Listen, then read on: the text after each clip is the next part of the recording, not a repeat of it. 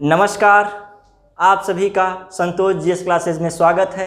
मैं हूं ऐश्वर्य। आशा करता हूं कि आप सभी खुश हैं, स्वस्थ हैं और सकारात्मक हैं। जैसा कि हम सभी लोग हिस्ट्री को पढ़ रहे थे, हिस्ट्री में हम लोगों ने एंशिएंट हिस्ट्री कंप्लीट की थी, मिडिवल हिस्ट्री कंप्लीट किए थे, उसके बाद जो है मॉडर्न हिस्ट्री ऑफ इंडिया हम लोग पढ़ रहे हैं। आप लोग जो है एंशिएंट हिस्ट्री और मिडिवल हिस्ट्री के वीडियो यदि नहीं देखे हैं तो प्लेलिस्ट में संतोष जीएस क्लासेस चैनल में जाएंगे तो आपको मिल जाएंगे, वहाँ पर देख लीजिएगा। क्योंकि काफ़ी हिस्ट्री में हमने मतलब एक कम टाइम में ज़्यादा से ज़्यादा देने का प्रयास किया है। कंटेंट आपको बेहतर मिलेगा, एग्ज़ाम ओरिएंटेड रहेगा, तो आप उसको देखिए। और जो भी चैनल को देखते हैं वो सब्सक्राइब ज़रूर करें, लाइक भी करें, कमेंट भी करें, क्योंकि जो हमारी एक पूरी टीम है इस पर कार्य कर रही है तो उनको एक पॉजिटिव एनर्जी मिलती है, एक प्रोत्साहन मिलता है। अभी एक नया प्रोग्राम संतोष जीएस क्लासेस की ओर से शुरू किया जा रहा है, जिसमें जो है टेलीग्राम चैनल पे संतोष जीएस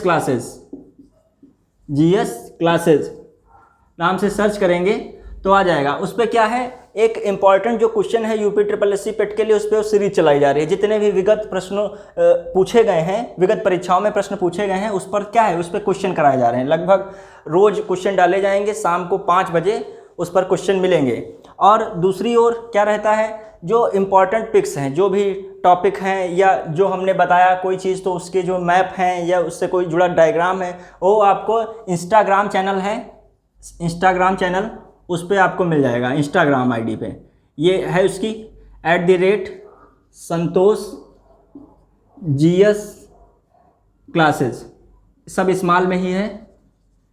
तो आप उस पर आपको जो मैप हैं, पिक्स हैं, मतलब एक पिक्स से उस टॉपिक की सारी चीज़ें आपको मिल सकती हैं। इस तरीके से पिक्स के लिए ये रहता है। और क्वेश्चन जो है स्टार्ट आज ही से रहेगा और जो एग्ज़ाम तक इसमें लगभग बहुत सारे क्वेश्चन करा दिए जाएंगे। आप उसको अटैम्प्ट कीजिए, गलत हो कोई बात नहीं, उसको कोई नहीं देख रहा है, आप स्वयं अपने को जांच रहे हैं। असेसमेंट आपका सेल्फ असेसमेंट हो रहा है। सही जैसे ही गलत करेंगे तो सही वाला भी ऑप्शन आ जाएगा। और जो भी प्रश्न रखे जा रहे हैं वो प्लानिंग के तहत है, ऐसे नहीं उठा के किसी टॉपिक से कोई टॉपिक रख दिया गया। तो उसमें देखिए एक एक टॉपिक ख़त्म करते चला जाएगा। इसमें जो एक एक टॉपिक के क्वेश्चन मिलेंगे, तो आप स्टार्ट कर दीजिए इसको भी। और दूसरी बात, चैनल को ज़्यादा से ज़्यादा अपने लोगों में शेयर कीजिए और सब्सक्राइब भी कीजिए, लाइक भी कीजिए और हो सके कमेंट भी कीजिए। यदि आपको वीडियो पसंद आती है, जो भी फीडबैक आपको लगता है कमेंट में बता सकते हैं। कोई अपना सजेशन हो वो भी दे सकते हैं, या कोई भी प्रकार का डाउट हो उस कमेंट बॉक्स में लिख सकते हैं। जो हमारी टीम के सदस्य हैं उसको देखेंगे और उस पर ध्यान दिया जाएगा। तो इस चीज़ पर हमने आज बात कर ली है। तो आप इतना सब कुछ किया जा रहा है तो आपका भी कुछ कर्तव्य बनता है कि लाइक और शेयर और कमेंट जो भी हो ज़रूर कीजिए। तीनों चीज़ों को अवश्य ध्यान में रखिए। यही सब चीज़ें जो हैं हमारे चैनल को मोटिवेट कर रही हैं, हम और बेहतर से बेहतर करने का प्रयास करेंगे। तो इस प्रकार जो है हमने ये बता दिया। अब चर्चा अपने टॉपिक पर होती है।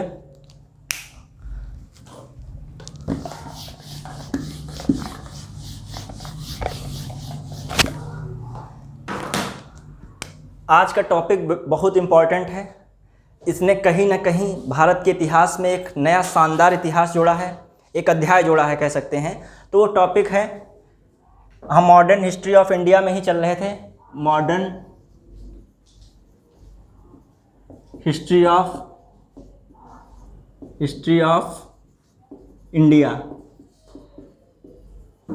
इंडिया में कौन सा टॉपिक है हमने पढ़ा था? जो क्षेत्रीय विस्तार देखा था, बंगाल का देखा था, मैसूर का देखा था, हैदराबाद का देखा था, पंजाब का देखा था। इस प्रकार के हम लोगों ने सारी चीज़ें देखी थी। तो उसी में जो हम लोग देखेंगे, क्या आज का जो टॉपिक रहेगा उसमें क्या हम लोगों ने मतलब भारत में अंग्रेज़ों का लगभग प्रभुत्व स्थापित हो चुका है।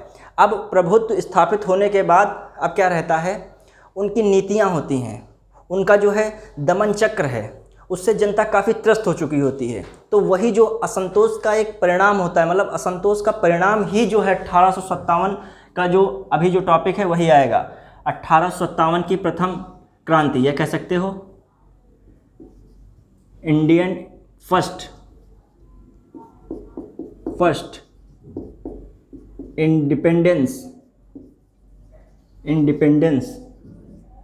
Independence war of 1857।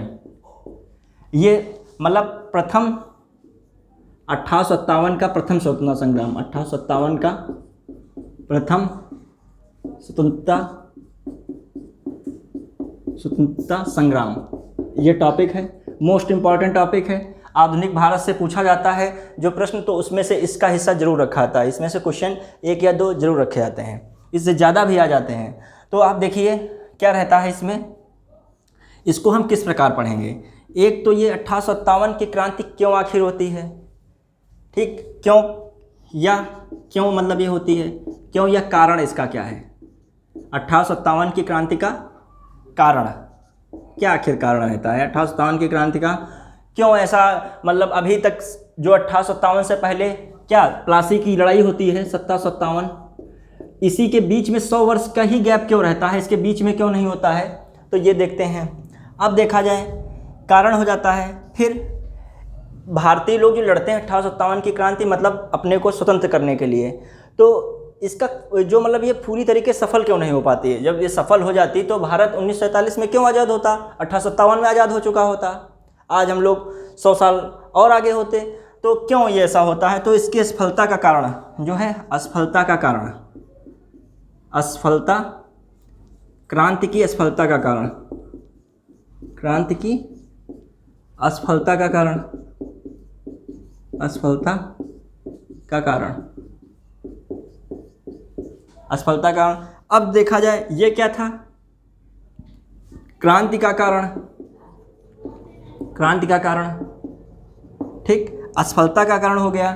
फिर इसमें क्या रहता है, असफलता के कारण के बाद जो देखें, इसके बाद जो देते हैं इसका प्रभाव क्या रहता है, प्रभाव मतलब परिणाम, प्रभाव, क्रांति का प्रभाव, क्रांति का प्रभाव, और यह परिणाम इसका क्या है, परिणाम क्या होता है।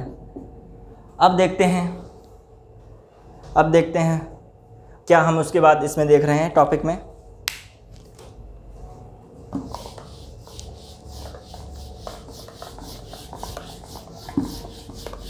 तो इस प्रकार हम देखेंगे स्वतंत्रता संग्राम की क्रांति में क्या रहता है। देखिए 1857 की क्रांति का मुख्य कारण क्या रहता है, ये जो मात्र एक सैनिक असंतोष का कारण नहीं होता है। 1857 की क्रांति जो है तो एक मात्र सैनिक असंतोष की भूमिका इसमें नहीं रहती है, इसका कारण दूसरा भी रहता है। इसमें जो शुरुआत तो सैनिक असंतोष के कारण होती है, लेकिन इसमें क्या होता है, भारत के समाज का हर व्यक्ति जो है, मतलब कह सकते हो लगभग हर वर्ग इसमें आ जाता है, इस क्रांति में कूद पड़ता है। क्यों कूदता है, क्योंकि जो देखा जाए 1757 से 1857 के बीच जो है अंग्रेज़ों की ऐसी कुचक्र की नीतियाँ, जो कह सकते हो उनकी दमनकारी नीति, उनका इस प्रकार जो 100 वर्षों में भारतीयों का शोषण होता है, तो हर वर्ग में एक असंतोष जग उठता है, और यही असंतोष क्या है, एक जन विद्रोह का आधार बन जाता है। तो वही जो है 1857 की क्रांति हो जाती है। और यह जो क्रांति होती है मुख्यतः देखा जाए उत्तर भारत और मध्य भारत, मतलब मिडल इंडिया और जो है देखें नॉर्थ इंडिया में रहती है। ये साउथ में इतना नहीं हो पाता है, इसका ईस्ट नॉर्थ ईस्ट में भी इतना प्रभाव नहीं हो पाता है। तो यह एक मेन कारण रहता है। अब ऐसे कारण बहुत सारे हैं, इसके सामाजिक कारण हैं, आर्थिक कारण हैं, राजनीतिक कारण हैं, तो इस पर हम चर्चा करते हैं। जैसे पहला जैसे देखते हैं 1857 क्रांति का कारण, कारण में जो हम देखें इसका आर्थिक कारण, आर्थिक कारण। अब आर्थिक कारण में देखते हैं क्या, जो इनकी कर व्यवस्था होती है बहुत दोषपूर्ण होती है। कर व्यवस्था में हम अभी एक दिन टॉपिक रखेंगे, आर्थिक दोहन भारत का कैसे अंग्रेज करते हैं, तो उस पर टॉपिक रखेंगे। उसमें प्रश्न पूछे जाते हैं, उसमें ये लाते हैं जमींदारी प्रथा, जो उसके उसी में उसको स्थायी बंदोबस्त भी कहते हैं, इस्तेमरारी कहते हैं। इसमें ये लोग क्या करते हैं कि जमींदार को भूमि का स्वामी बना देते हैं, उसी से वसूली करवाते हैं। और जमींदार यदि सूर्यास्त का सिद्धांत देते हैं, सूर्यास्त तक नहीं वसूली दे पाता है तो जमींदार को हटा के उसकी जगह दूसरे जमींदारी नीलाम कर दिया, मतलब उसकी जमींदारी को दूसरे से नीलाम कर दी जाती है। तो वो जमींदार जो होता है जमकर शोषण करता है, उस पर अंग्रेज़ों का शासन रहता है, मतलब उस पर जिम्मेदारी रखते हैं वो लोग। जो 1/11 भाग, 1/11 भाग कह सकते हैं, उसको देते हैं किसको, जमींदार को, अपना 10/11 भाग रखते हैं। तो इस प्रकार कुचक्र चलाते हैं। इसमें पढ़ेंगे क्या नीतियां हैं, कैसे क्या। फिर उसके बाद एक स्थायी बंदोबस्त के बाद जो आती है उनकी रैयतवाणी। अब मतलब किसान को ही तो स्वामी बना दिया, लेकिन इतनी ज़्यादा उस पर लगान लगा दी तो खुद में परेशान हो गया। वो भी बहुत दोषपूर्ण प्रथा थी, दोषपूर्ण व्यवस्था थी इनकी। फिर उसके बाद महालवाड़ी लाते हैं, उसमें एक समूह को ही कर वसूलने का अधिकार देते हैं। पूरा उसको डीप से बताएंगे, एक टॉपिक है पूरा। तो इस प्रकार की जो कर व्यवस्था एक बहुत दोषपूर्ण थी। तो एक ये भी कांड रहता है जो इनकी कर व्यवस्था का दोषपूर्ण होना। और दूसरा क्या था, ये अपना आयात निर्यात को अपने हिसाब से बनाते थे। व्यापारिक नीति जो इनकी थी कि अपने वहाँ का सामान जो है यहाँ सस्ता बेचते थे, भारत का सामान वहाँ महंगा बेचते थे। मतलब वहाँ का मतलब इंग्लैंड में। तो वहाँ का जो देखा जाए समृद्धशाली होते गए, यहाँ का मतलब वहाँ से जो यहाँ बाज़ार, उनका बाज़ार भारत था, यहाँ भारतीय बाज़ार ख़त्म हो गया, उनका बाज़ार एकदम यहाँ मतलब जो उनका सामान एकदम पट गया, एकदम चारों तरफ ब्रिटिश सामान ही बिकने लगा। यहाँ के जो परंपरागत उद्योग धंधे थे उनका पूरी तरीके से विनाश हो गया। तो ये कह सकते हो। तो जो कह सकते हो जिसमें मजदूर वर्ग था, कृषक वर्ग था, इन सब का जमकर शोषण हुआ। तो ये आर्थिक व्यवस्था में जो है इनमें असंतोष जागा, इस आर्थिक व्यवस्था का कारण बना जाके। अब उसके बाद देखें इसमें क्या कह सकते हो कारण में, राजस्व व्यवस्था में दोषपूर्ण कराधान।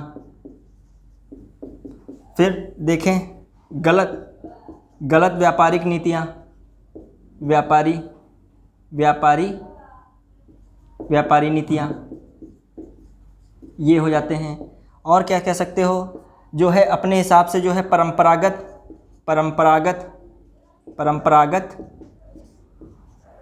उद्योग धंधों का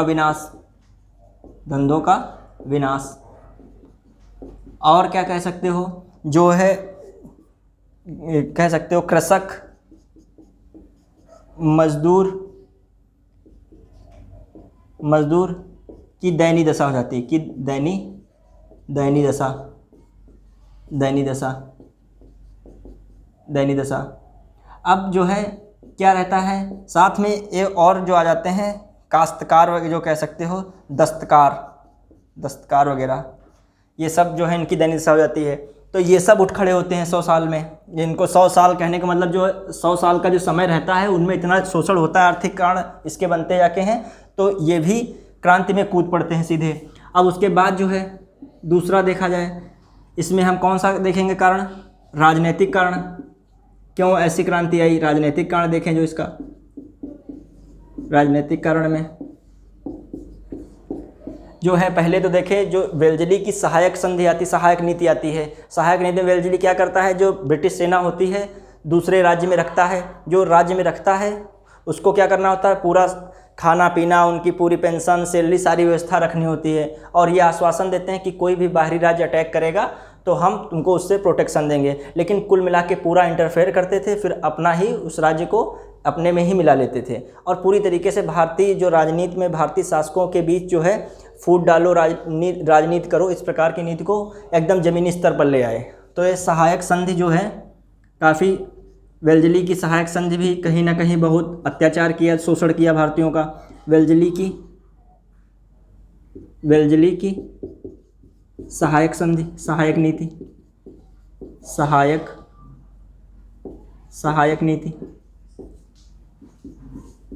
नीति हो जाती है। फिर जो है और ये क्या करता है, सैनिक जो भारतीय सैनिक अंग्रेजी सेना में जब भर्ती थे तो कहता है उनको बाल मुड़वाने की, मूछें मुड़वाने की बात रखता है। तो इस प्रकार से भी असंतोष फैलता है, क्योंकि जो इनकी परंपरा होती है मूछ रखने की, बाल रखने की, उसके साथ भी खिलवाड़ करता है वेल्जली। तो वेल्जली की सहायक नीति हो जाती है। उसके बाद जो रहता है डलहौजी की हड़प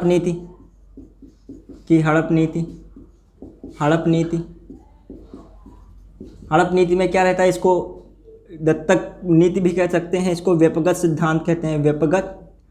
व्यपगत सिद्धांत मतलब जो ये रहता है डॉक्ट्रिन ऑफ लैप्स, जो इसको क्या कहते हैं, मतलब ये क्या करता है, जिसके मतलब जो बच्चा नहीं होता है तो दत्तक पुत्र को संतान नहीं माना जाता है। मतलब जो जिसके बच्चा नहीं होता है तो वो दूसरे बच्चे गोद लेता है, तो इसका मानना होता है जो दूसरे बच्चे को गोद लेगा तो वो शासक नहीं बन सकता है। अपना उस क्षेत्र पर अधिकार कर लेते हैं जहाँ भी दत्तक पुत्र होता है। तो ये कहीं ना कहीं झांसी की लड़ाई जो होती है, रानी लक्ष्मीबाई की लड़ाई भी इनसे होती है इसी कारण।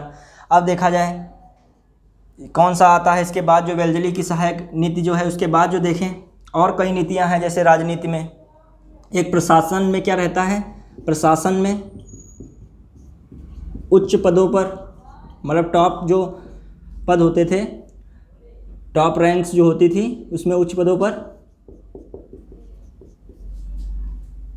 अंग्रेजी नियुक्त हो सकते थे, अंग्रेजों की नियुक्ति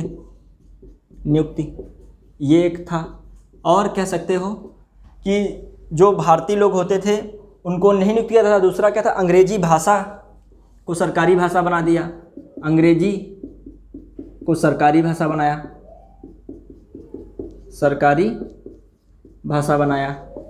सरकारी भाषा बनाया। तो ये भी असंतोष का कारण कहीं ना कहीं था। अब देखते हैं इस प्रकार सामाजिक जो है ये हो गई इनकी नीतियों में।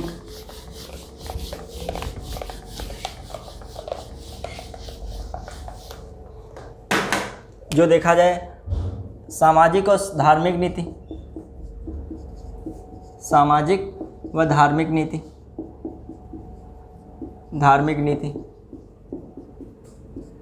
एक तो ये सामाजिक धार्मिक नीति में क्या, जो पुरानी परंपराएं थी, पुरानी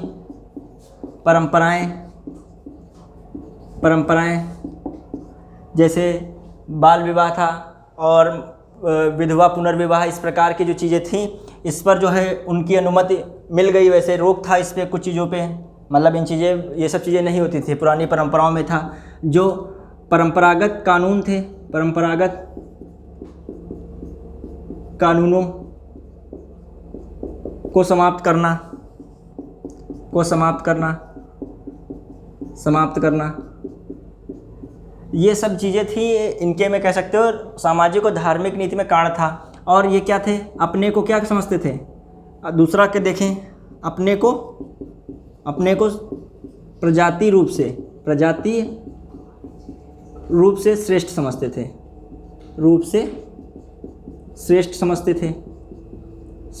थे। अब ये क्या रहता है, जैसे कई जो अंग्रेज होते थे, कई अंग्रेज अपने बाहर बंगले के डॉग लिखते थे, नो एंट्री फॉर डॉग्स, मतलब कुत्तों की एंट्री नहीं है, मतलब ऐसे डिनोट करते थे। अपने को मानते थे कि हम गोरे लोग हैं, ये काले लोग हैं, ये पिछड़े लोग हैं, इस प्रकार की उनकी नीति। ये भी असंतोष का कहीं ना कहीं कारण था, अपमान उनका इस प्रकार किया जाता था भारतीयों का। तो ये एक नीतियाँ आती हैं जो इसके कारण ये 1857 की क्रांति होती आके है। अब देखें असफल क्यों रहती है, असफलता का कारण,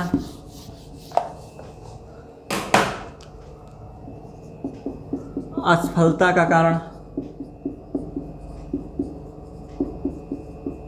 कारण देख लें जो, तो एक तो है इसका क्षेत्र सीमित होता है, सीमित क्षेत्र व सीमित जनाधार। ये क्यों कहा हमने, क्योंकि जो है इसमें जो है रजवाड़े वर्ग हैं, शासक वर्ग बहुत सारे हैं, वो इसमें भाग नहीं लेते हैं। ये मुख्यतः कृषक और मजदूर वर्ग इस युद्ध में ज़्यादा भाग लेते हैं इस प्रकार के विद्रोह में। और सैनिक विद्रोह था ही एक प्रकार का, तो सेना, जो भारतीय सैनिक होते हैं अंग्रेजी सेना में, तो वो तो लड़ाई करते ही हैं। अब देखा जाए सीमित क्षेत्र हो जाता है। दूसरा देखें जो इसका फैक्टर देखते हैं, कुछ शासक वर्ग का कुछ लगा लो, कुछ शासक वर्ग का अंग्रेजों का साथ देना, जैसे शासक वर्ग भी शासकों का, शासक व जमींदारों का अंग्रेजों का साथ देना, शासकों और जमींदारों का अंग्रेजों का साथ देना। आप देखें ये कौन आते हैं साथ देने, ये भी पूछ लिया जाता है, कभी कोई प्रश्न आते हैं। तो इसमें सबसे ज़्यादा साथ देते हैं कौन, देखिए जमींदार वर्ग तो साथ देता ही है, जमींदार साथ दे रहे हैं। सिंधिया के जो हैं, सिंधिया साथ देते हैं, सिंधिया साथ दे रहे हैं अंग्रेजों का। और कौन साथ दे रहा है, इंदौर के होलकर साथ दे रहे हैं, इंदौर के होलकर।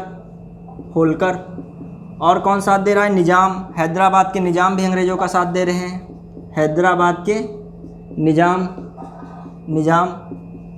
निज़ाम। इधर देखें, कुछ राजपूत शासक साथ दे रहे हैं, कुछ राजपूत शासक साथ दे रहे हैं, राजपूत शासक साथ दे रहे हैं, शासक साथ दे रहे हैं। जैसे इनमें जोधपुर के राजा नाम का बहुत साथ देते हैं, जोधपुर के राजा। और कौन साथ अंग्रेज़ों का दे रहा है? व्यापारी वर्ग साथ दे रहा है, क्योंकि उनको लगता है कि अंग्रेज़ों से हमारा व्यापार अच्छे से चलेगा, उनको फ़ायदा होता है उनसे, तो वो भी साथ देते हैं इनका। व्यापारी वर्ग, इस प्रकार के लोग इनका पूरा साथ मिल रहा होता है। तो कहीं ना कहीं असफलता का ये भी कारण रहता है। और असफलता के कारण में देखें,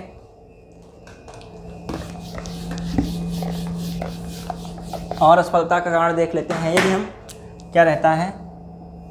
और असफलता के कारण में जो केंद्रीय शक्ति कोई नहीं होती है, सबका अपना अपना निजी स्वार्थ होता है। केंद्रीय शक्ति का अभाव, केंद्रीय शक्ति का अभाव है। ठीक। दूसरा जो है, इनके पास मतलब जो विद्रोही लोग जो होते हैं, जो भारत में स्वतंत्रता की लड़ाई कर रहे होते हैं, इनके पास क्या रहता है? विद्रोहियों के पास लिख सकते हो, विद्रोहियों के पास आधुनिक अस्त्र शस्त्र नहीं है, जितना ब्रिटेन या ब्रिटिश लोगों के पास होते हैं, जो ईस्ट इंडिया कंपनी लोग के सैनिकों के पास होते हैं। आधुनिक अस्त्र शस्त्र की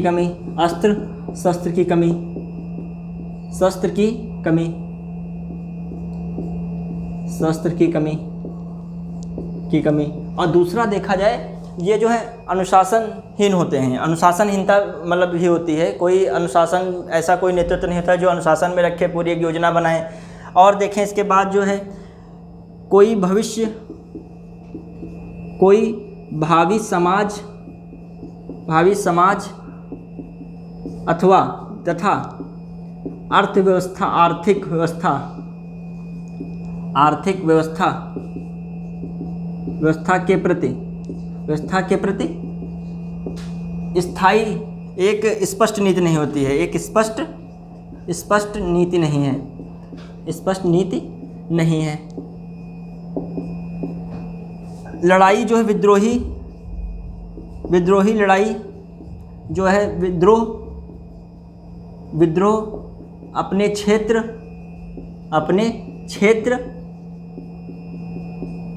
और स्वार्थ के लिए कर रहे होते हैं, अपने क्षेत्र ही के लिए कर रहे होते हैं, अपने क्षेत्र के लिए कर रहे होते हैं। मतलब जो है, इस मतलब कहने का मतलब है, आधुनिक अर्थात आधुनिक राष्ट्रवाद की कमी होती है। आधुनिक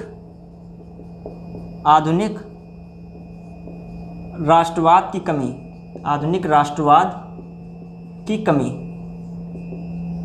इनको याद नहीं रखना है, एक लॉजिक दिमाग में रखना है, क्यों असफल रहता है। एक तो सीमित क्षेत्र रहता है, सीमित उनका विस्तार है, जनाधार सीमित है। और दूसरा देखा जाए, यहीं के कुछ शासक जो उनका सपोर्ट कर रहे होते हैं, वो लोग बाद में इनको इनाम भी मिलेगा, कैसे देते हैं अंग्रेज। फिर उसके बाद जो देखेंगे, कोई भावी समाज में कोई उनकी ऐसी नीति नहीं है कि हम युद्ध जीत जाएंगे, उसके बाद कोई एक शासक बनेगा, कैसे वो चलाएगा देश में, कैसे क्या व्यवस्था होगी, संविधान बनेगा, कोई ऐसी नीति नहीं होती है। और जो पहलू है, अस्त्र शस्त्र इनके पास इतने बढ़िया नहीं होते जितने अंग्रेज़ों के पास होते हैं। और देखा जाए, इनके पास ये सब अपने अपने क्षेत्र की लड़ाई लड़ रहे होते हैं, कोई ऐसा लड़ाई नहीं कर रहा होता कि केंद्रीय रूप में लड़ाई करे, मतलब राष्ट्रीयता की भावना हो, सब अपने अपने क्षेत्र के लिए होते हैं, मतलब राष्ट्रवाद की कमी होती है।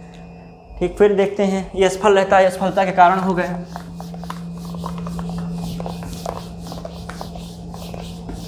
फिर इसके बाद जो देखें, कुछ चीज़ें हैं, इसका परिणाम क्या रहता है।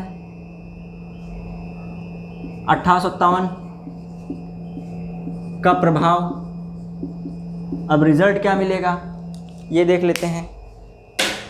रिजल्ट में क्या, 1857 के प्रभाव में अब क्या उन्होंने किया, जो उनका साथ दिया, मतलब अंग्रेज़ों का जिसने साथ दिया उनको लड़ाकू जाति घोषित किया, लड़ाकू माना। और जिन्होंने साथ नहीं दिया 1857 की क्रांति में, उनको गैर लड़ाकू जात माना। इसमें मतलब एक जाति भेदभाव का इन लोगों ने रूप ले आए, ये जाति भेदभाव का रूप लाते हैं। तो 1857 की क्रांति में क्या रहता है, जिन लोगों ने जिन क्षेत्र के लोगों ने साथ दिया उनको लड़ाकू जाति माना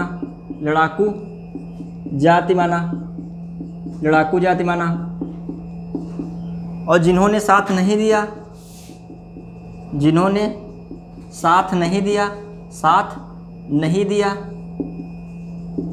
उनको गैर लड़ाकू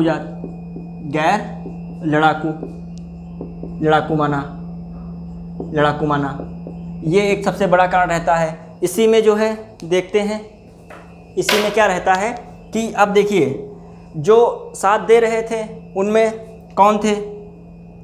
अब किसने साथ नहीं दिया था, मतलब बहुत घोर लड़ाई की थी, अवध ने, बिहार व मध्य क्षेत्र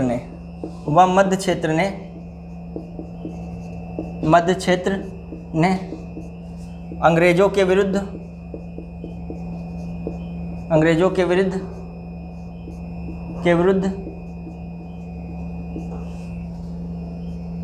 अति संघर्ष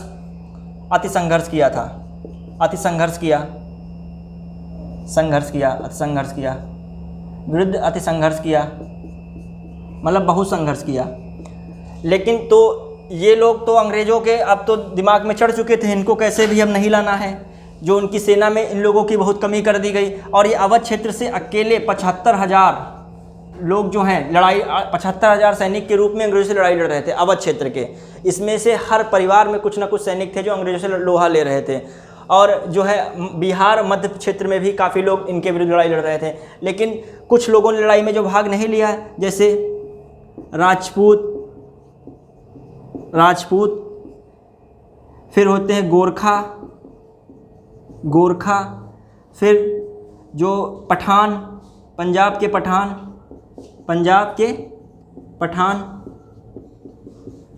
फिर जो है सिख भी जो होते हैं, पंजाब के सिख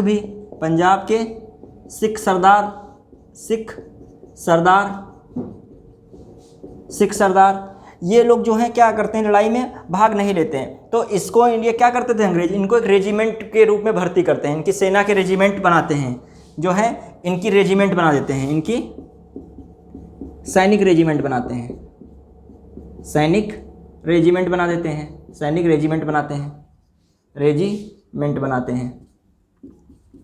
बनाते हैं। तो इसी सैनिक रेजिमेंट बनाने के बाद एक पील आयोग का गठन करते हैं। पील आयोग में क्या रहता है, अभी उस पर चर्चा करते हैं। प्रश्न आता है सबसे ज़्यादा किस क्षेत्र से अंग्रेजों के विरुद्ध विद्रोही थे, मतलब विद्रोही क्या, जो देश की आज़ादी के लिए लड़ रहे थे, तो किसके थे, अवध के। फिर ऑप्शन में तो बिहार था। सबसे कम क्षेत्र के लोग इधर राजस्थान साइड में, पंजाब साइड में, इसमें थे। अब देखते हैं क्या रहता है, देखें जो इसके बाद पील आयोग का गठन होता है। नया पील आयोग का गठन होता है। 9 पील आयोग का गठन करते हैं, गठन होता है। इसमें क्या रहता है, जैसे पहले जो है 65,000 क्या थे, 65,000 अंग्रेजी सिपाही थे, 40,000 थे, 45,000 मानते, 45,000 यूरोपीय सिपाही थे और इधर 2,38,000 भारतीय सिपाही थे अंग्रेजी सेना में। फिर क्या पील आयोग बनाते हैं तो ये कर देते हैं 1,40,000 इनकी संख्या, जो यूरोपीय लोगों की संख्या बढ़ा के 65 कर देते हैं, 65,000, कि इस प्रकार का जो विद्रोह हो तो कंट्रोल कर लिया जाए। और ख़ासकर बंगाल में वो ज़्यादा अपनी संख्या रहते हैं, मतलब 1:2 में रखते हैं। बंगाल में क्या रहता है, 1:2 में रखते हैं, भारतीय सैनिक और बंगाली सैनिक, मतलब जो है बंगाल में क्या, इनके यूरोपीय सैनिक। अब देखते हैं इसके बाद जो है पील आयोग का गठन हो जाता है। इसमें क्या करते हैं, भारतीय सैनिकों की कमी की जाती है, भारतीय सैनिकों की कमी की संख्या में कमी। अब देखा जाए इसके बाद 1 नवंबर 1858 को जो है महारानी विक्टोरिया का महारानी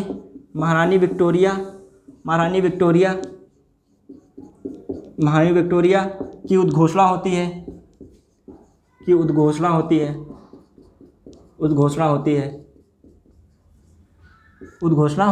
ये क्यों बता रहे हैं उद्घोषणा हो रही है? ये 1857 का जो प्रभाव रहा कि ऐसा अब अगली बार ऐसी कोई क्रांति ना आए जिसमें अंग्रेजों को काफ़ी नुकसान झेलना पड़े, तो इस प्रकार ना। तो ये कहता है कंपनी, जो ईस्ट इंडिया कंपनी भी लड़ रही होती है, सब कौन कर रहा होता है? ईस्ट इंडिया कंपनी, जो 1600 में जिसका गठन होता है, 1608 में जो अपनी कोठी स्थापित करती है सूरत में, व्यापारिक कोठी, वो वाली जो ईस्ट इंडिया कंपनी वो लड़ रही होती है। तो ये सबसे पहले उसी को समाप्त करती हैं इनकी उद्घोषणा में। ईस्ट इंडिया कंपनी को समाप्त होना इनके क्या उद्घोषणा में होते हो का समाप्त होना, ये रिजल्ट रहता है। और कहते हैं कि धार्मिक व सामाजिक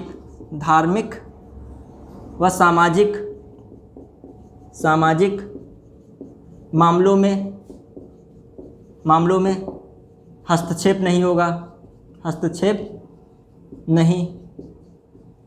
और राज्य हड़प नीति जो चल रही थी डलहौजी की, उसको बंद करती हैं। राज्य हड़प नीति को बंद करती हैं। ये हो जाता है। और भी कई सारी चीज़ें होती हैं। और जैसे है यहीं पे जो है क्या हो जाता है, गवर्नर जनरल का जो पद होता है वायसराय कहना लगता है, वो आगे हम चर्चा करेंगे। तो इस प्रकार जो हम देखें, हमने पढ़ लिया, इन चीज़ों को देख लिया कि क्या क्या होता है, कि कारण क्या रहा, उसका रिजल्ट क्या रहा, असफलता का कारण क्या रहा। जो शायद सफल होती ये क्रांति तो भारत पहले आज़ाद हो चुका होता। तो ये रहता है। इस पे हमने जो भी कॉन्सेप्ट के क्वेश्चन थे वो बना दिए। इस पे मतलब जो हिस्ट्री में आ सकते हैं, जैसे लिखने पे आ जाते हैं या इससे जुड़े हुए ऑब्जेक्टिव में रख दिए जाते हैं। तो आपने कॉन्सेप्ट जान लिया क्या था कौन क्रांति। अब इससे जुड़े जो फैक्ट हैं वो बहुत इंपॉर्टेंट रहते हैं। जैसे तो इसका एक ये पूछा जाता है, कहाँ किसने लड़ाई लड़ी और किसने दमन किया, तो इस पे प्रश्न आते हैं। तो उसका देखते हैं। जैसे सबसे पहले देखा जाए, अंग्रेज जो है लड़ाई लड़ रहे होते हैं किससे? भारतीयों से। तो भारतीय जो विद्रोही होते हैं, क्या कह लो, देशभक्त की लड़ाई लड़ रहे होते हैं, जो भारतीय लड़ रहे होते हैं वो कहाँ सबसे पहले अटैक करते हैं? 11 मई 1857 दिल्ली पे। तो कॉमन सी बात है, अब दिल्ली में कोई ना कोई एक नेता होगा जो भारतीयों की ओर से लड़ेगा। तो ये जो भारतीयवासी होते हैं, जो विद्रोही भारतीय होते हैं, वो अपना एक नेता चुनते हैं, बहादुर शाह जफ़र को। तो बहादुर शाह जफ़र लड़ाई करते हैं। हालांकि बुजुर्ग होते हैं, उनके नेतृत्व में लड़ाई लड़ी जाती है, वो लड़ाई तो नहीं कर सकते होते हैं। तो उनको बाद में कौन मतलब दबा देता है, उनको कौन हटा देता है, तो ये प्रश्न रहते हैं। ऐसे ही उसके बाद है लखनऊ में कौन लड़ाई करता है अंग्रेज़ों के विरुद्ध, किसके नेतृत्व में लड़ाई होती है? बेगम हजरत महल के विरुद्ध लड़ाई, मतलब बेगम हजरत महल लड़ाई करती हैं किसके विरुद्ध? अंग्रेज़ों के विरुद्ध। इनको कौन अंग्रेजी गवर्नर जनरल इनको समाप्त करता है? तो इस प्रकार फिर उसके बाद कानपुर का देखेंगे। तो ये एक नेता जो भारत की ओर से लड़ रहा है और एक जो है अंग्रेज़ों की ओर से शासक या गवर्नर मेजर जनरल जो भी उनके वहाँ था, वो कैसे दमन करता है। तो इस पे प्रश्न रहते हैं। तो देखते हैं, जैसे इधर दिल्ली में कौन लड़ाई लड़ रहा है? बहादुर शाह जफ़र।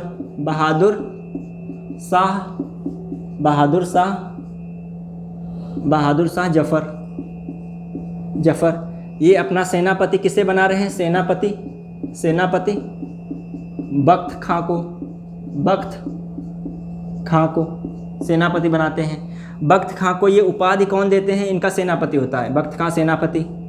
अब ये उपाधि देते हैं, उपाधि कौन दे रहा है? बहादुर शाह जफ़र देते हैं। किसको उपाधि? बख्त खां को। उपाधि कौन सी मिलती है? जो साहब ए आलम बहादुर,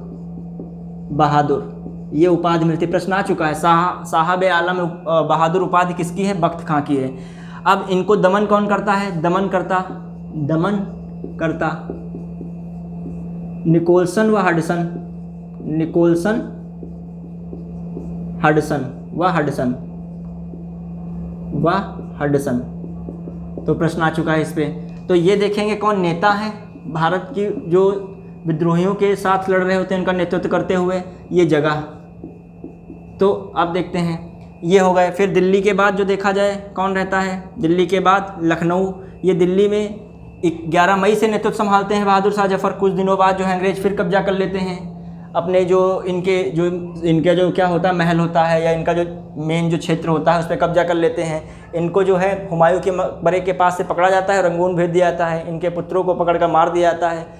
बताया इतिहास में यही जाता है कि जीनत महल जो इनकी पत्नी थी वही जानकारी दे देती हैं इनकी।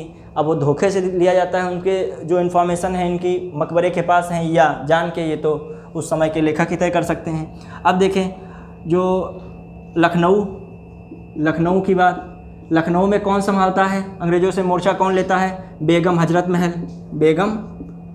महल। ये विरजिस कादिर की जगह मतलब नेतृत्व कर रही होती हैं, वो छोटा होता है तो ये संभालती हैं बेगम हजरत महल। ये क्या होता है, ये माना जाता है, प्रश्न आता है 1857 के स्वतंत्रता संग्राम में सर्वप्रथम महिला विद्रोही कौन होती है या सर्वप्रथम महिला विद्रोह कौन करती है। 1857 के विद्रोह में सर्वप्रथम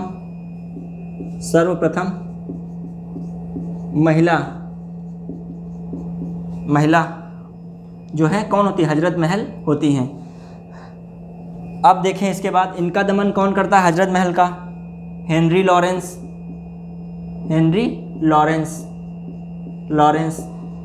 ये देख लीजिए दमन करता है, ये इधर हम कर देते हैं, ये तो लिख लिया होगा, ये दमन करता है, ठीक। ये जो है नेता लोग हैं। अब इसके बाद देखें अगला कौन आता है, कानपुर। ये 30 मई को, मतलब दिल्ली के बाद लखनऊ ही होता है। फिर कानपुर 5 जून ये रहता है, 5 जून 1857 कौन, कानपुर। ये तात्या जो होते तात्या टोपे नहीं, वो क्या नाम है उनका, नाना साहब।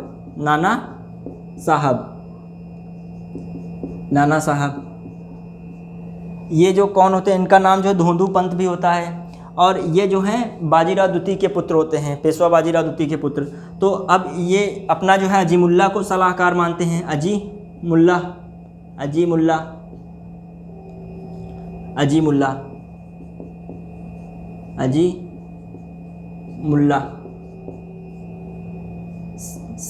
सलाहकार या होता है सलाहकार या सहायक, तो ये हो जाता है। अब इन्हीं के समय अजीमुल्ला होता है। कभी कभी आता है कानपुर से, इनका नहीं देते हैं ऑप्शन में, इनका नाम दे देते हैं, इनका भी मान लिया जाता है नाना साहब। ये जो क्या रहता है, इनका दमन कौन करता है, नाना साहब का कैंपबेल, इधर लिखते हैं कैंपबेल, वो दमन करता है, कैंपबेल करता है दमन। इस प्रकार देखेंगे कुछ खास इंपॉर्टेंट लोग हैं। अब आगे देखें,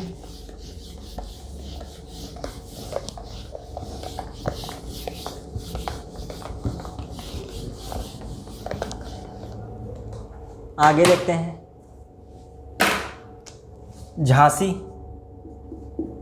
झांसी से कौन लड़ता है, स्थान है ये, स्थान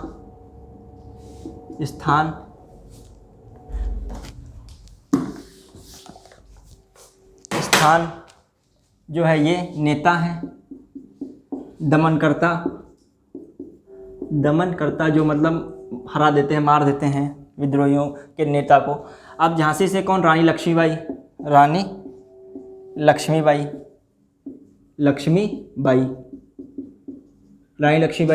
इनका दमन करता कौन होता है, ह्यूरोज कहता भी है। जब इनका दमन हो जाता है, रानी लक्ष्मीबाई मार दी जाती हैं, बताते अपने आप मर जाती हैं, जो शहादत प्राप्त होती है इनको, शहीद होती हैं।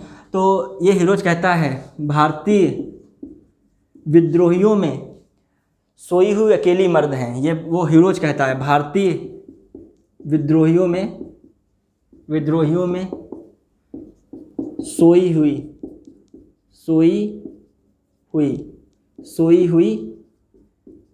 अकेली मर्द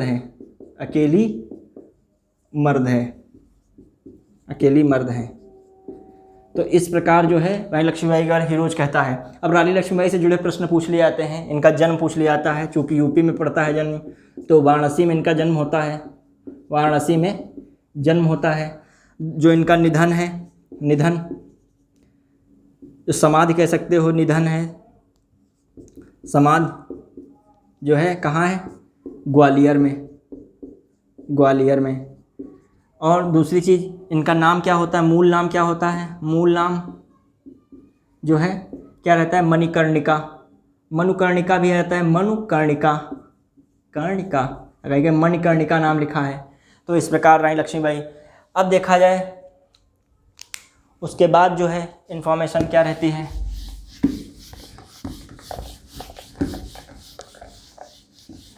ये सब जून में युद्ध हो रहा है इनका, जून में 1857, जून 1857 में होता है, जून 1857। अब देखते हैं ये सब, जितना ज़रा सबकी डेटें नहीं देखनी है, सबके लगभग युद्ध जो है 57 में ही होते हैं। अब उसके बाद जो है देखते हैं ग्वालियर, ग्वालियर, ग्वालियर में तात्या टोपे पकड़ लिए जाते हैं, तात्या टोपे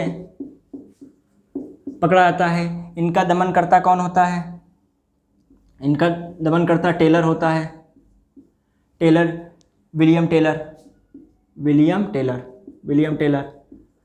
एक प्रश्न आता है इन पर, इनको कमांडर इन चीफ कौन नियुक्त करता है, कमांडर, कमांडर, इनको commander in chief, in chief, commander in chief जो है नाना साहब नियुक्त करते हैं, नाना साहब नियुक्त करते हैं, साहब नियुक्त करते हैं, नियुक्त करते हैं।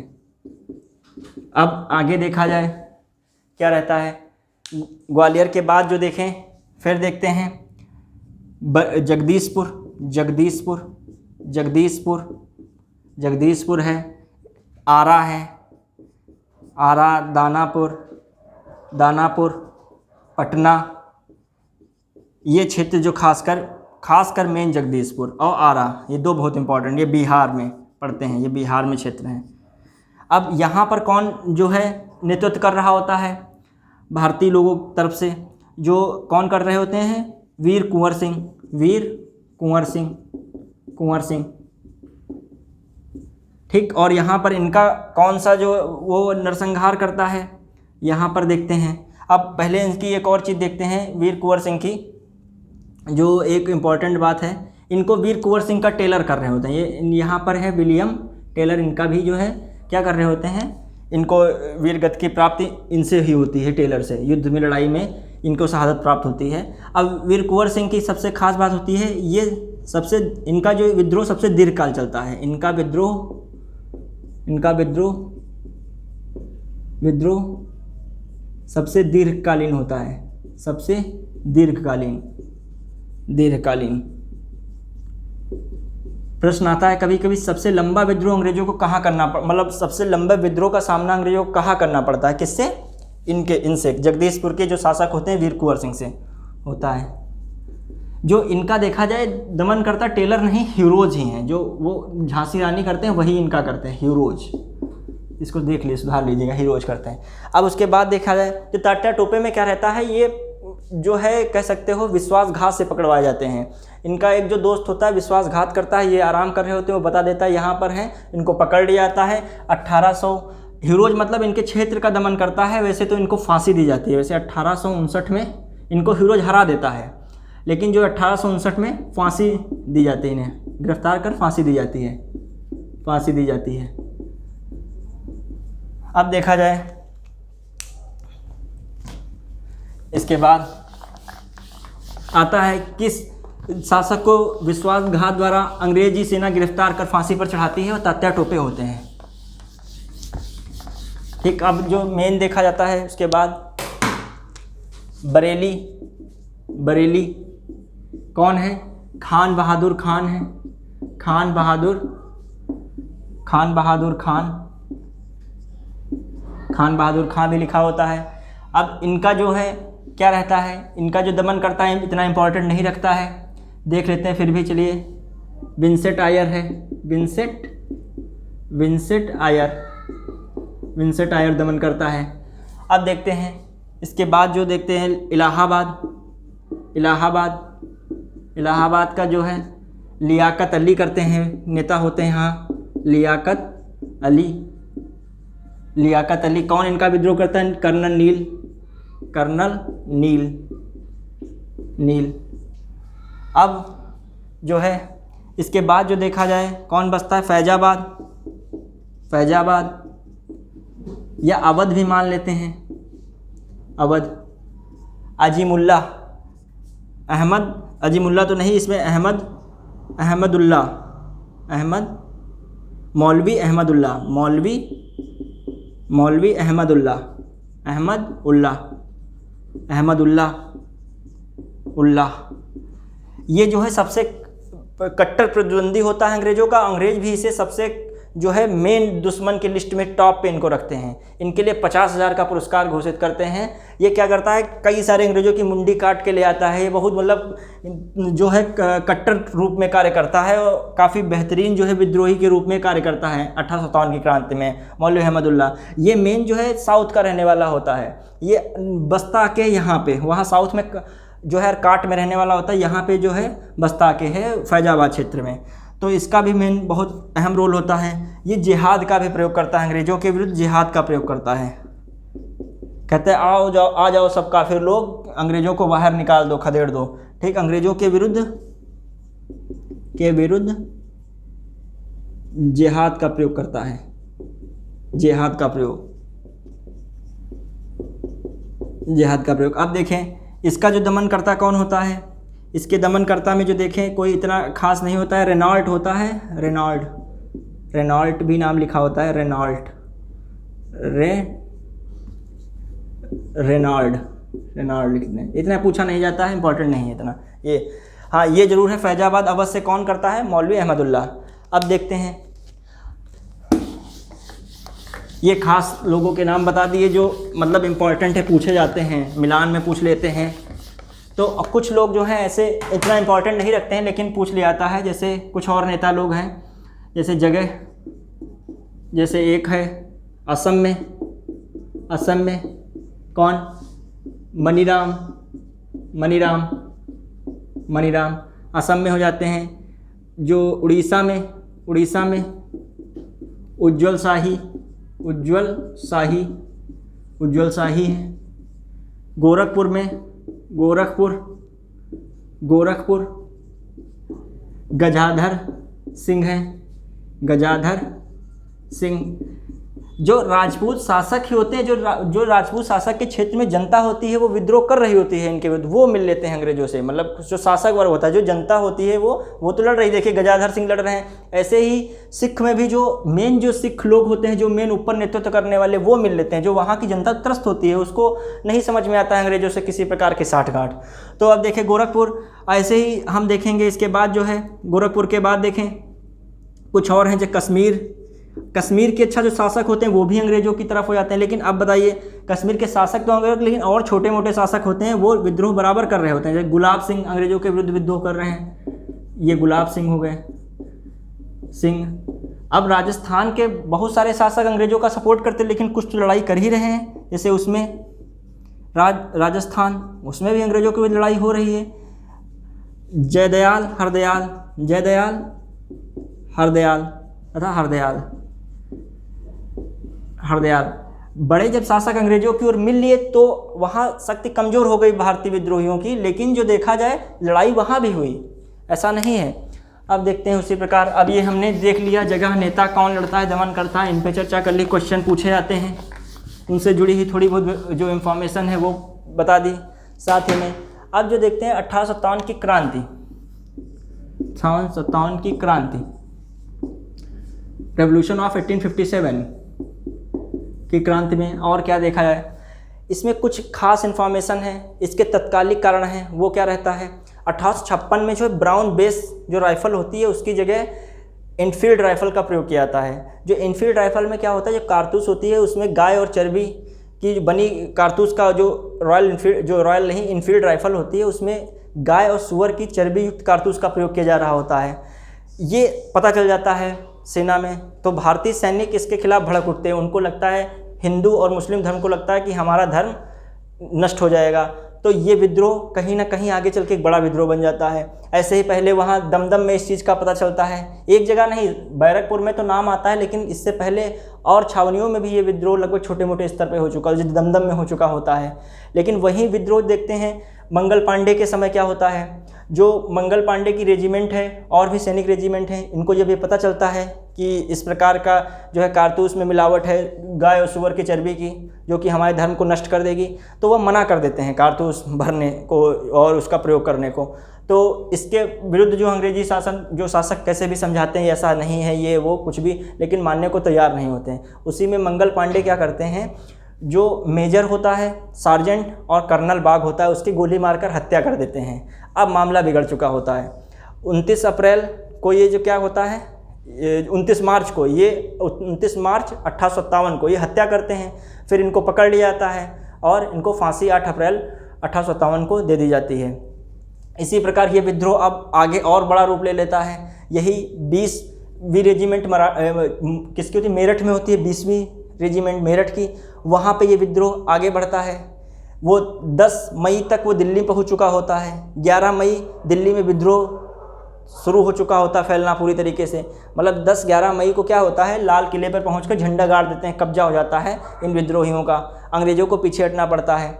और वीर बहादुर शाह जफ़र को क्या बनाते हैं, नेता अपना बनाते हैं। ये बुजुर्ग होते हैं, ये बख्त खां को क्या अपना जनरल नियुक्त कर देते हैं, सेनापति बना देते हैं। फिर क्या होता है, फिर अंग्रेज पुनः निकलसन और हडसन फिर से कब्जा कर लेते हैं और बहादुर शाह को रंगून भेज देते हैं। लेकिन अब ये शांत होने वाला नहीं था।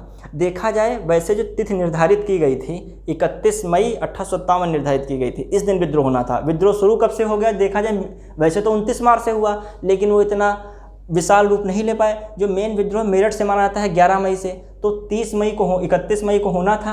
पहली बार तो मार्च में हो गया और फिर उसके बाद भी जो देखा जाए तो कब हुआ, 11 मई को विद्रोह हुआ। डेट थी 31 मई की, प्लानिंग 31 की थी, 11 को हो गया। ये एक सबसे बड़ी एरर होती है 1857 की सफल क्रांति करने में।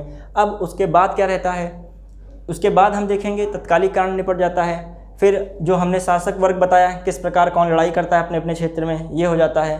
फिर क्या होता है, आपदाकालीन मुख्यालय बनाता है जो अंग्रेजी जो शासक होता है इस समय, जिसको गवर्नर जनरल कहा जा रहा होता है। जो गवर्नर जनरल होता है कैनिंग, वो क्या करता है, आपातकालीन मुख्यालय इलाहाबाद में बनाता है। प्रश्न बहुत बार आता है 1857 के समय आपातकालीन मुख्यालय कहाँ था, इलाहाबाद में था। वो कौन उसका संचालन कर रहा था, कौन कर रहा था, उसका नाम कैनिंग है। फिर ये सब देखते हैं उसके समय क्या 1857 की क्रांति के समय जो प्रतीक चिन्ह क्या था, रोटी कह सकते हो, कमल का फूल था, इस प्रकार की चीज़ें। और 1857 की क्रांति को किसने क्या कहा है, ये भी प्रश्न इंपॉर्टेंट रहता है। जैसे 1857 की क्रांति का मतलब जो विद्रोह था, ना तो प्रथम था, ना तो स्वाधीनता का मतलब ये, ना तो स्वतंत्रता का था और ना ही ये राष्ट्रीय था। ये हम नहीं कह रहे, ये आरसी मजूमदार कह रहे हैं। तो उनके अनुसार ये कहा गया है, प्रश्न पूछा गया है, इस प्रकार के प्रश्न पूछे जाते हैं। मतलब जो यह विद्रोह ना तो प्रथम था, ना स्वतंत्रता वाला था और ना ही यह क्या था, ये स्वतंत्रता संग्राम था, इस प्रकार की बात आती है। मतलब ना ही राष्ट्रीय था। उसके बाद जो देखा जाए, जो वीर सावरकर का ये कथन पूछा जाता है, उन्होंने क्या कहा था, जो यह विद्रोह है स्वतंत्रता के लिए लोगों द्वारा लड़ा जा रहा सुनियोजित स्वतंत्रता संग्राम था। उन्होंने ये भी कहा 1857 का विद्रोह प्रथम स्वतंत्रता संग्राम था, ये वी.डी. सावरकर का मानना था। वहीं दूसरी ओर देखेंगे जो डिज़रेली क्या कहता है, यह जो है एक राष्ट्रीय विद्रोह था, ना कि सैनिक विद्रोह था। वहीं जो देखें और सीले क्या कहता है, ये जो है स्वार्थपूर्ण सिपाही विद्रोह था। जो इसको ये लगता है तो ये कहता है वो अपने हक की बात कर रहे हैं। वहीं और भी जो लेखक आते हैं, जैसे लेखक में और मान लीजिए आते हैं रीस आते हैं, वो कहते हैं ये ईसाइयों के विरुद्ध था। वहीं जेम्स आउटरम कहते हैं कि जो यह विद्रोह था वह हिंदू मुस्लिम के षड्यंत्र का परिणाम था। तो इस प्रकार के कथन रहते हैं। और इनसे संबंधित पुस्तकें, जैसे सबसे पहली जो पुस्तक 1857 की क्रांति पे है वो असबाब ए बगावत हिंद जो है वो किसकी है, सर सैयद अहमद खां की है। इस प्रकार की पुस्तकें उस समय के जो सरकारी लेखक थे अंग्रेज़ों के, जो एस.एन. सेन थे, सुनील नाथ सेन, उनकी पुस्तक का नाम 1857। फिर एक पुस्तक आती है the revolt of 1857, the great revolt of 1857। इस प्रकार की पुस्तकों के नाम जुड़े पूछते हैं, अशोक मेहता की जो की है, तो वो चीज़ हम देख लेंगे। इस प्रकार हमारा 1857 क्रांति संपूर्ण समाप्त हो जाएगा। अब देखें इसके बाद इसमें क्या मेन होता है। 1857 की क्रांति में तत्कालिक कारण क्या रहता है? तत्कालिक कारण चर्बी युक्त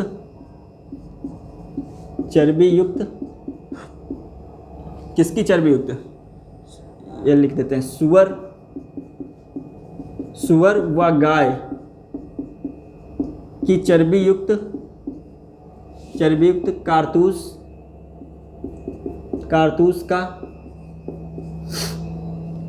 कारतूस का नई इनफील्ड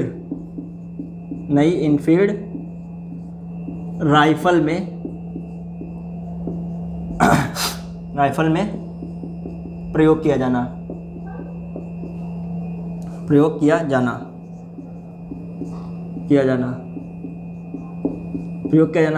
हिंदू मुस्लिम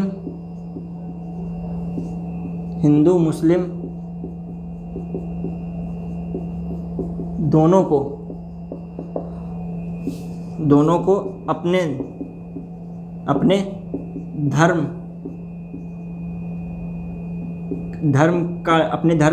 का नष्ट होने की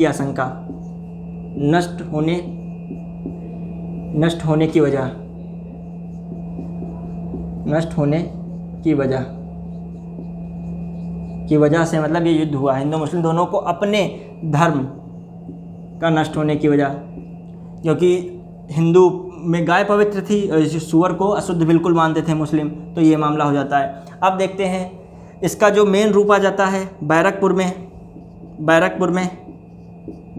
में 29 मार्च इसी विद्रोह के चलते, इसी कारण बैरकपुर छावनी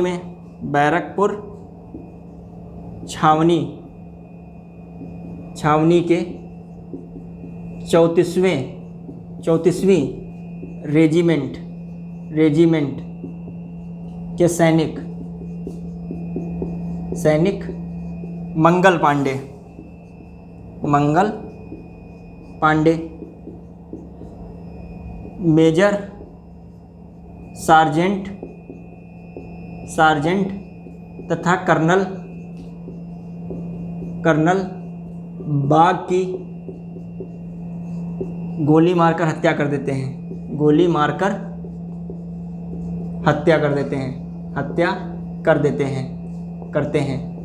अब यही जो है हत्या करते हैं, इसी का परिप्रेक्ष्य में क्या रहता है, इनको अप्रैल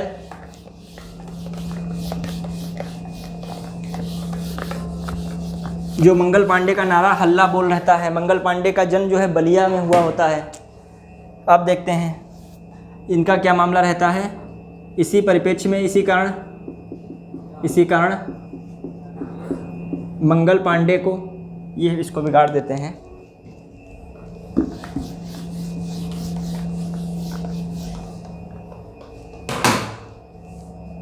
इसी कारण क्या रहता है, इसी कारण मंगल पांडे को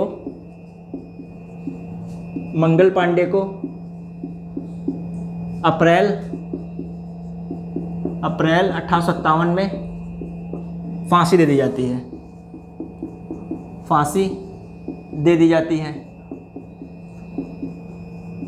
ये मंगल पांडे चूंकि बलिया से होते हैं, चित्तू पांडे आते हैं, वो भी समांतर सरकार का निर्माण करते जब आगे पढ़ेंगे राष्ट्रीय आंदोलन। तो इस प्रकार देखा है बलिया से काफ़ी योद्धा लोग निकलते होते हैं, तो इसलिए बलिया को बागी बलिया भी कहा जाता है। ठीक, तो ये इनका जन्म जो है बलिया में हुआ होता है, इनका जन्म बलिया में हुआ था।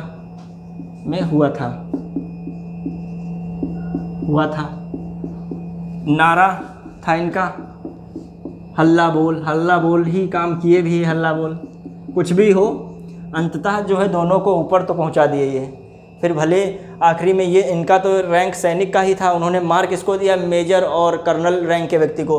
तो अब देख लिया जाए, इसके बाद रहता है, हम अब किस पे आते हैं, और हमने बहुत सारी इन्फॉर्मेशन बता दी। इलाहाबाद के समय एक इसमें और इन्फॉर्मेशन एक देते हैं, जो 31 मई 1857 को विद्रोह विद्रोह की नीति, बिठूर में नाना साहब तथा जो है मौलवी अहमदुल्ला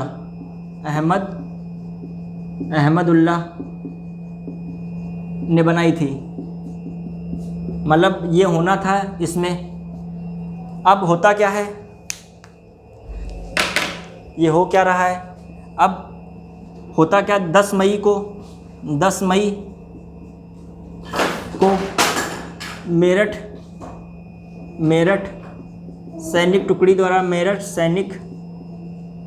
के सैनिकों द्वारा दिल्ली पर कब्जा तथा 11 मई को विद्रोह शुरू हो जाता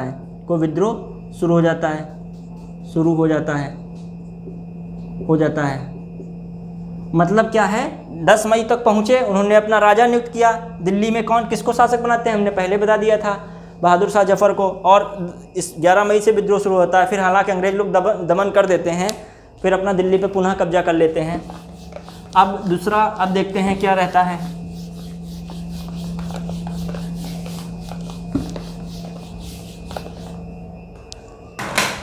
देखते हैं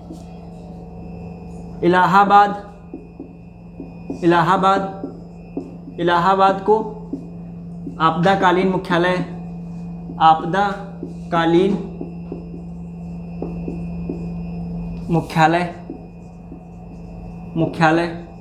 कैनिंग बनाता है। जब विद्रोह चल रहा होता है, कैनिंग बनाता है। गवर्नर जनरल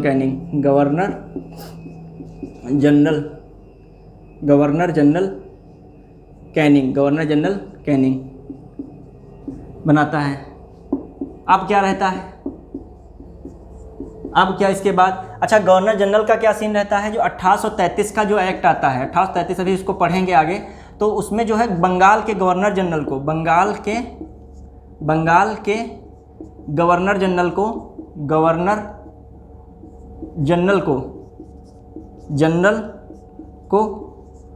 भारत का गवर्नर जनरल कहा जाने लगता है। गवर्नर जनरल कहा जाने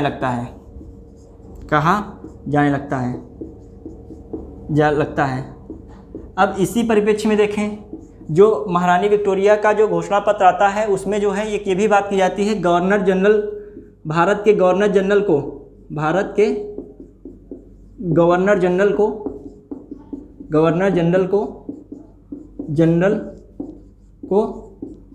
वायसराय कहा जाएगा,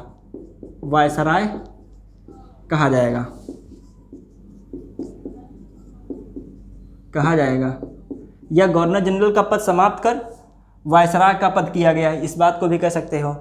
अब क्या रहेगा, या गवर्नर जनरल का पद समाप्त कर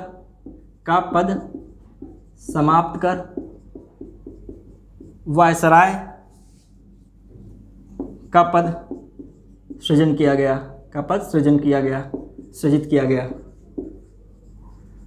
तो प्रश्न आता है, भारत के अंतिम गवर्नर जनरल, जो देखा जाए भारत के अंतिम गवर्नर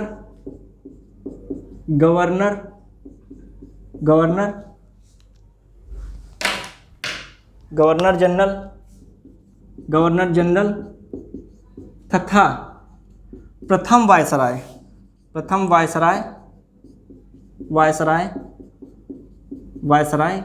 कैनिंग होते हैं। लॉर्ड कैनिंग लिख लो, लॉर्ड ज़्यादा ना सम्मान दो, भारत को खूब लूटा है इन लोगों ने, कैनिंग होते हैं, लॉर्ड कैनिंग होते हैं। ठीक, अब देखते हैं, तो ये इस प्रकार, क्योंकि यही है, तो इन्हीं के समय ख़त्म हुआ गवर्नर जनरल, तो ये अंतिम हो गए, और इन्हीं के समय बनाया गया, तो ये पहले हो गए। अब क्या रहता है, इसका जो चिन्ह होता है, प्रतीक चिन्ह, हालांकि पुष्टि नहीं मिलती है, लेकिन फिर भी कुछ किताबों में माना गया है 1857 की क्रांति का चिन्ह। प्रश्न आता है तो इसी को मानते हैं कि क्रांति का चिन्ह रोटी व कमल का फूल था, कमल का फूल था, फूल था। अब इसके बाद हमने इस पे पूरी तरीके से चर्चा कर ली, सारी चीज़ें हमने बता दी, कौन सी चीज़ क्या बिल्कुल कॉन्सेप्ट पे, इसके फैक्ट क्या थे वो भी हमने बता दिए, और जो इसमें लगभग विभिन्न परीक्षाओं में प्रश्न पूछे गए सब इसमें इनपुट किए गए हैं। इससे ज़रूर इसको देखिएगा, इसमें ज़रूर आपको क्वेश्चन मिलेंगे इससे। अब देखते हैं थोड़ा सा और कुछ चीज़ों पर प्रकाश डालते हैं, किसने क्या कहा है खास, बस उसको देख लेते हैं।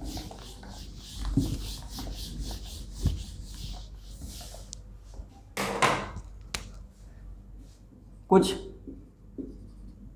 प्रसिद्ध पुस्तकें, प्रसिद्ध पुस्तकें,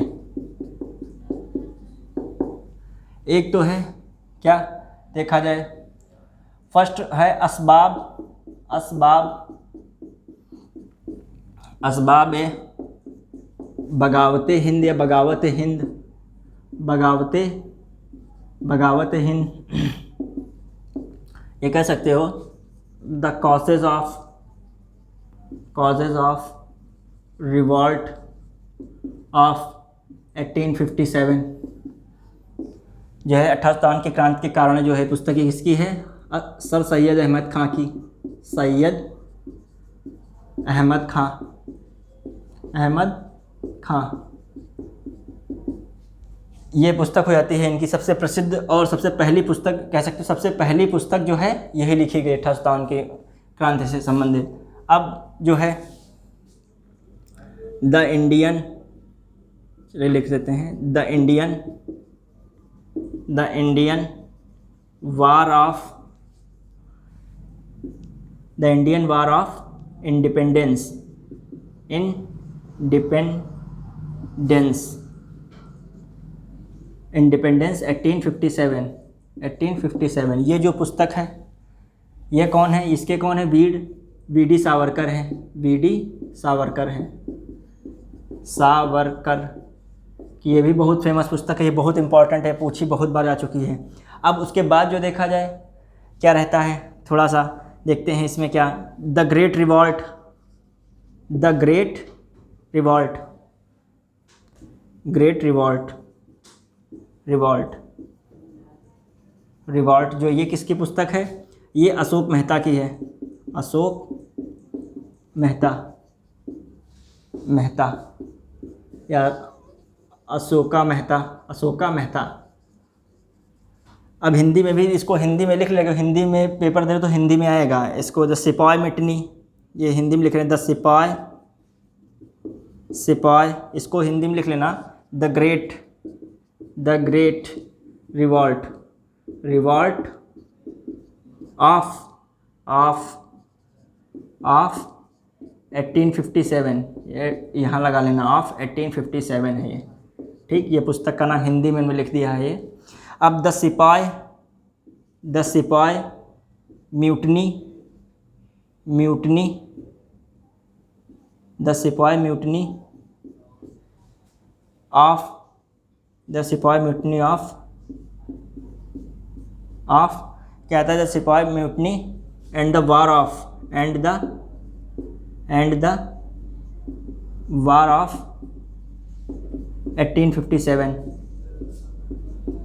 ठीक, ये पुस्तक जो सिपाही याद रखना है, द सिपाही म्यूटनी, ये सिपाही म्यूटनी याद है तो किताब को लिख लेंगे, ये किसकी है, मजूमदार की, मजूमदार, मजूमदार। और ये जो है द ग्रेट, ग्रेट किसको कहा जाता था, अशोक को कहा जाता था, तो याद रखने के लिए शॉर्टकट है अशोक को, तो ग्रेट वाली जो अशोक की है, द सिपाही जो है मजूमदार की है। अब 1857 यही केवल नाम है पुस्तक का, ये एस.एन. सेन की है, एस.एन. सेन, सेन या सुरेंद्रनाथ बनर्जी, सुरेंद्रनाथ सेन, सुरेंद्रनाथ सेन, सुरेंद्रनाथ सेन, सेन, ये जो हैं क्या होते हैं, ये जो क्या होते हैं, सरकारी लेखक होते हैं, सरकारी लेखक, सरकारी लेखक हैं। ये छपती कब जाके है पुस्तक, ये 1857 जो है 1957 में प्रकाशित होती है, 1957 में प्रकाशित होती है, में प्रकाशित होती है, प्रकाशित होती है। तो आप समझ लीजिए में प्रकाशित होती है। अब हमने इस पे देख लिया, कुछ चीज़ें बस बचती हैं, उन पे कुछ बातें हैं वो बहुत पूछी गई हैं, तो उन पे थोड़ा सा देख लेते हैं बस।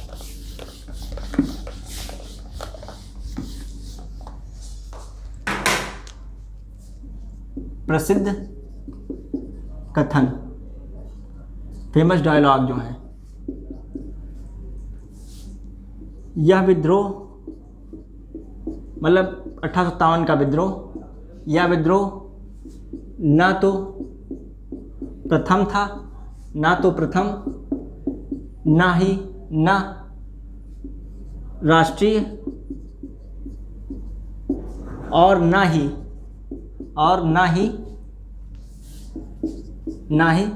स्वतंत्रता संग्राम था, स्वतंत्रता संग्राम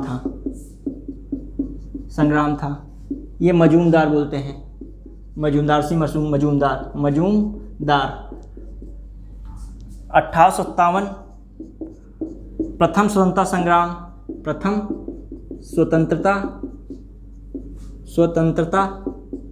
है, प्रथम स्वतंत्रता संग्राम है।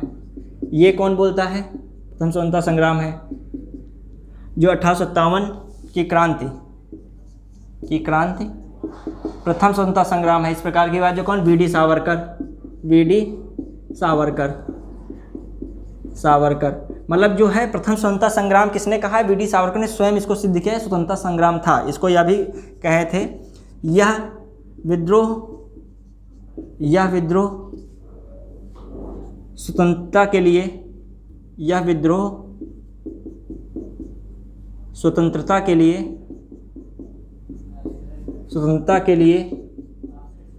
लड़ा जाने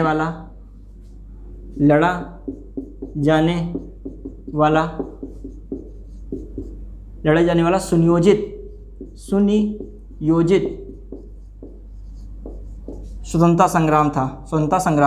स्वतंत्रता संग्राम है। ये भी वीडी सावरकर कह सकते हैं, वीडी सावरकर। अब डिजरेली क्या कह रहे हैं? डिजरेली कहते हैं यह राष्ट्रीय विद्रोह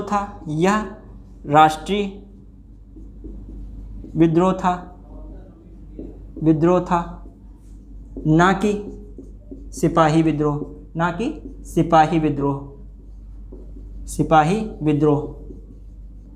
विद्रोह। ये कौन? डिजरेली बोल रहे हैं, डिजरेली महाशय। अब जो कहा जाए, इसको कुछ धर्म से संबंधित बात हो जाती हैं, तो धर्म से संबंधित विद्रोह में कुछ की बात होती है, जैसे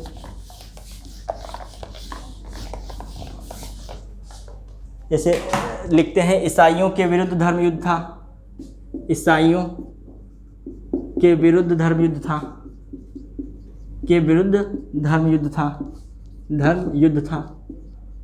ये कौन? रीस कहते हैं, रीस जो है।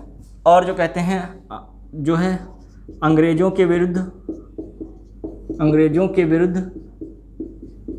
विरुद्ध हिंदू मुस्लिम षड्यंत्र था।